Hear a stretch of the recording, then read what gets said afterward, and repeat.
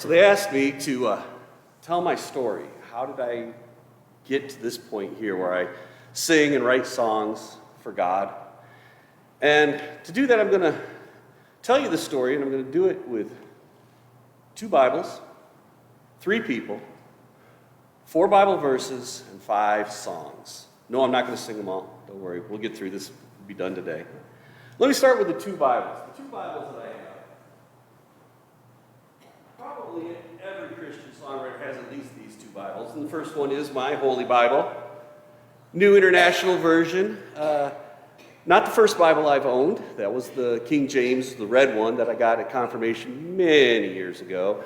I think I got this Bible when my sons were confirmed because I wanted to have the same version as them.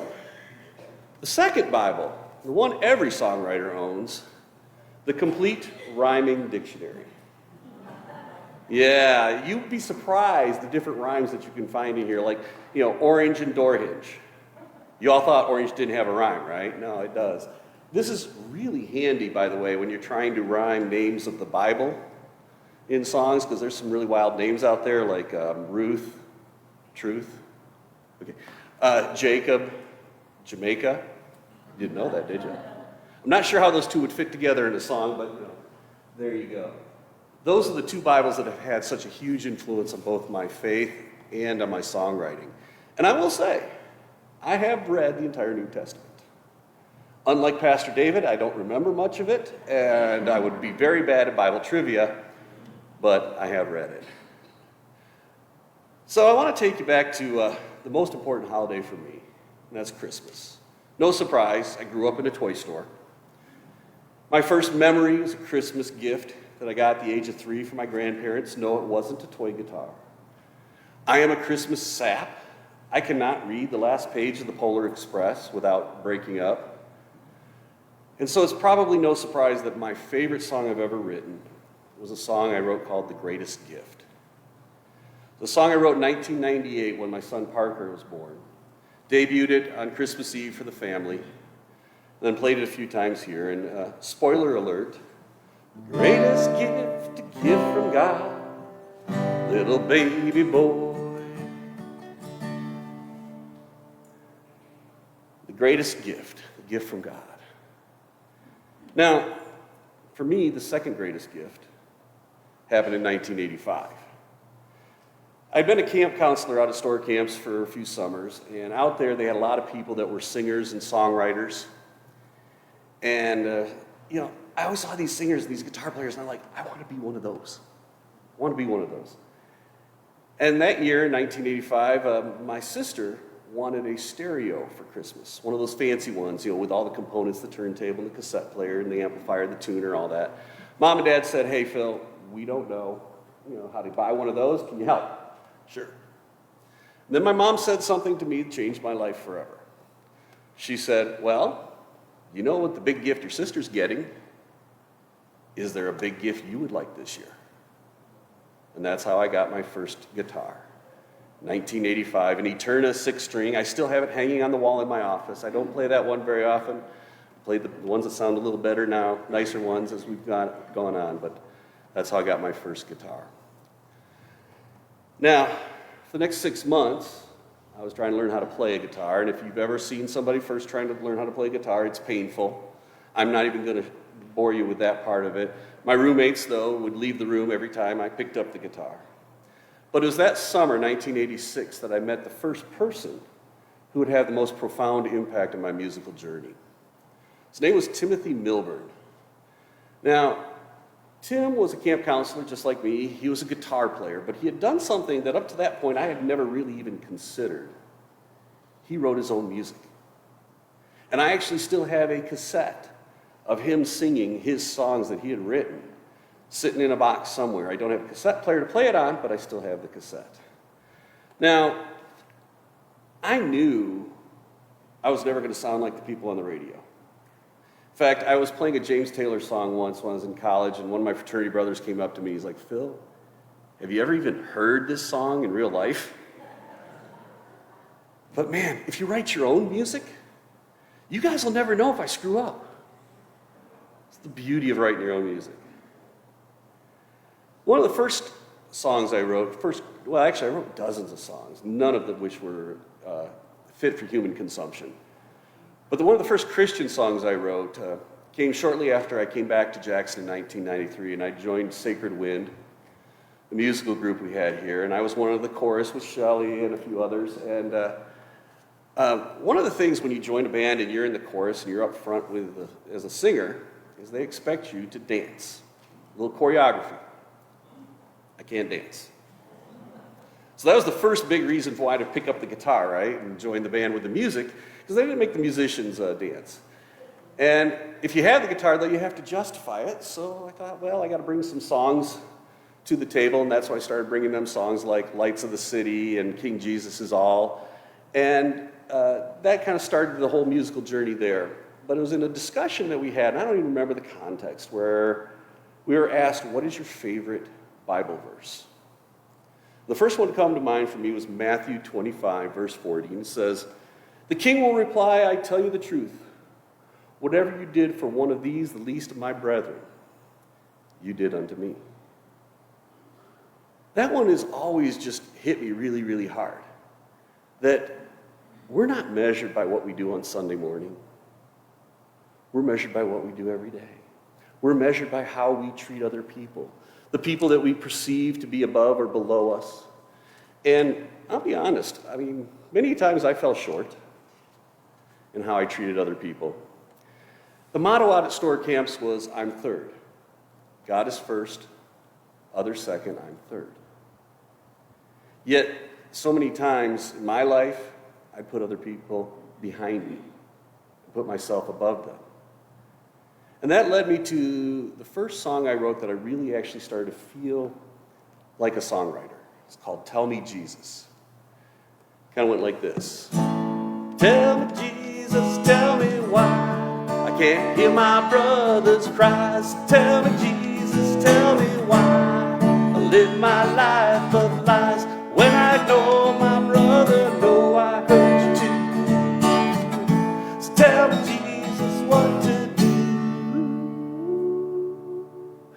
I've never played this one here, but those lyrics do need a little bit upgrade. But it's a song basically of those times where we have treated those marginalized people in our society poorly, not realizing that any one of them could be Jesus come back. I'm going to dust it off and rewrite those lyrics to today. I think I'll bring that back at some point. Now, the second person to have a big influence in my life was David M. Bailey. He came here and sang in 2002, I believe. It was really quite an amazing guy. How many of you remember that when he was sang here in the church? No, unfortunately.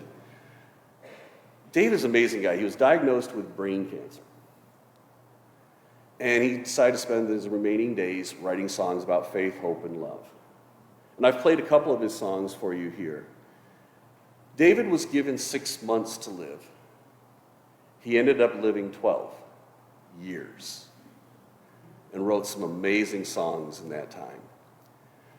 A lot of those songs had a big influence. In fact, one of the songs he wrote is called Big Joe, and it was based on that same Matthew 25, verse 40 that I just read a moment ago. Now, I saw David pretty much every time he came to Michigan because I was just so blown away. What an amazing guy. He was a classically trained guitarist. And one time at a church in Taylor, Michigan, I was in the very front row. I was no more than 10 feet away from him. And I'm watching him play his guitar and doing all these amazing things. And it was humbling just to watch that much talent up there. And I looked at that and I'm like, there's no way I can play my guitar anymore. After watching that, there's no way. And you probably all know the song that came from that. Sing to the Lord, right? This one. Sing to the Lord, sing to the Lord. You can sing off key or in perfect harmony. Just sing to the Lord. You know, a song about saying, it doesn't matter. Sing, just sing. And that was a song that probably the fastest song I ever wrote, because it just came to me one day when God said, Phil, pick up your guitar, sing it, play it. And the coolest thing is I've sung this song a few times, obviously, because the last time I sang it here, I saw you all out in the congregation singing it back to me. And I will tell you, as a songwriter, that is the coolest thing in the world. Even better when it's a meta song about singing in church to the Lord, and you are all singing in church to the Lord, so made it very special. Thank you. I told you my favorite Bible verse. My favorite Bible story, however, goes to the parables. My favorite one is basically what the song Sing to the Lord was based on. The parable of the talents, Matthew 25, verses 14 to 30. And I'm not going to read that to you, but you know the song. You know the story. Now, I know that talents, in biblical terms, actually means money. But the way I have always interpreted this particular parable is that the gifts that God has bestowed on you, use those gifts to glorify God. And they will multiply, and God will be pleased. Now, I may not have gotten the 5 talents, but I'll take my 1 and 2 talents, and I will glorify them to God as much as I possibly can. And if that inspires any of you to use your talents for God, then I will have done unto Jesus. Now, one song that David M. Bailey wrote became a huge influence for 5 songs that I wrote, an epistle called Believe. When Grandma Esther died in 2002, I wanted to write a song on her behalf. Not a song, I wanted to write a suite of songs. And the original working title was Sweet Jesus. So, creative, right? So, David played a song for us that day at church that blew me away. First time I heard it, and every time I've heard it since. It's called The Word. If you guys do nothing else today after this sermon, but go home and find David M. Bailey's song, The Word, I guarantee you it'll open your minds. It's about taking a walk in the forest and having a conversation with God, and God throwing it right back at you. So, back to Sweet Jesus, I decided I was going to take a weekend retreat. I was going to go out to Lake Michigan, spend some time reflecting, praying, reading, and trying to figure out what the true path of belief was going to be. Sweet Jesus was no longer the path. I knew that. And apparently, Lake Michigan was no longer the path for that weekend. I ended up getting sick as a dog, spending 36 hours holed up in a hotel outside of South Bend with a fever and the book, The Case for Christ by Lee Strobel.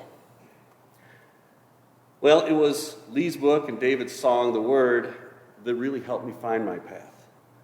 That this song was about my faith and my journey to my faith in God. Now, my grandma, I don't think she ever had to challenge God about her faith. She always had it, and it was pretty steadfast. Now, my mom and Sharon and Steve might say something different, but that's how I saw it. She never challenged God, but I had questions. And so I started putting those questions down into song, and that's how we started writing Believe. It's the story of a modern-day disciple who says, hey, I don't see, your will. I don't see your purpose, Jesus' purpose here on earth. And God explains it to him in a way that he can understand. In 2003, Sacred Wind performed that song here, and I'm hoping this summer to do it again and bring it back.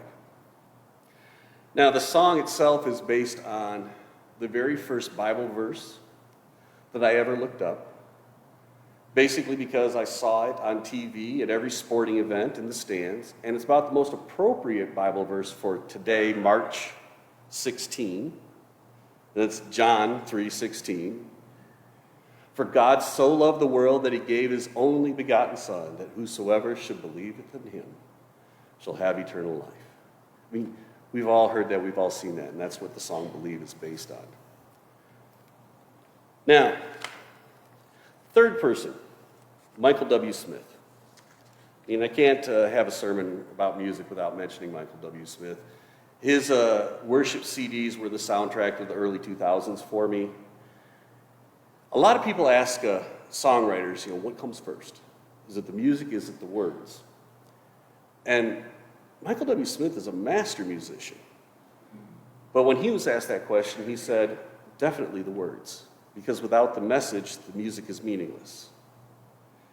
Now, with all due respect, Michael W. Smith is a master musician. I am not. So for me, it's always been the opposite. I'm a decent wordsmith. I figure I can come up with the words if I have the music. And most of my songs have come that way.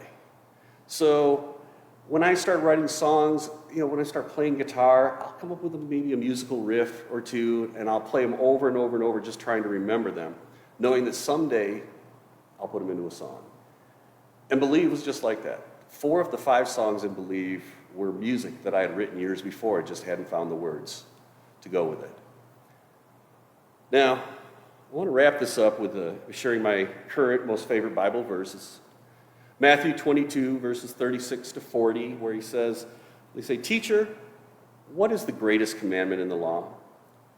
And Jesus replied, "Love the Lord your God with all your heart, with all your soul, and with all your mind. This is the first and greatest commandment. And the second is like it, love your neighbor as yourself. All the law and the prophets hang on these 2. You may remember that was pretty much the chorus of the song I sang for you last month called Love and Love. God is first, others second, I'm third. Love God, love others. In many ways, that has been the basis of most of my theology and most of my writing. But I'll admit, I get angry. How many of you get angry at other people? Road rage? Come on, where are you? How many of you shake your head and go, "Oh my God," at what other people do? How many find yourself thinking, "Oh, I'm definitely better than that person"? We do that. We get away from this simple message, love God, love others.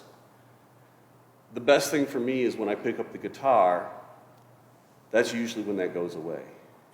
Sometimes you just have to stop, breathe, pray, play, and just get back to loving. Now, trying to tie this back to the readings from today was kind of interesting.